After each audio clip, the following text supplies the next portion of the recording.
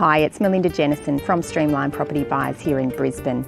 There's a lot of talk in the media about the Australian property market.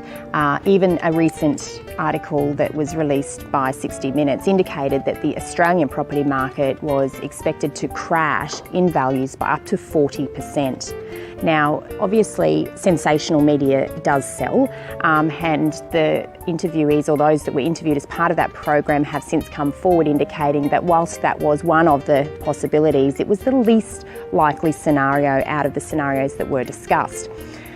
The other important thing to understand is that Australia is not one property market. There are certainly markets within markets, and there are regular research reports that are produced on a month-by-month basis that give us an update as to how the markets are performing in each particular area of Australia. Now, the most recent data released by CoreLogic on Monday, the 1st of October, was the September Housing Index results.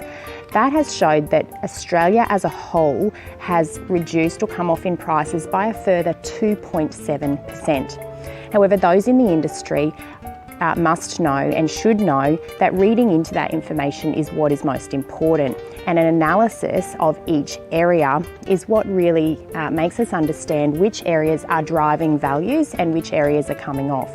So when we read into that, we understand that Brisbane is one of the only capital cities that has continued to maintain or have small improvements in capital values over the last month. Sydney and Melbourne have continued to come back in prices, with Sydney having the greatest decline followed by Melbourne. What that tells us is that we cannot rely on the Australian property market as a whole and any headlines relating to the Australian property market.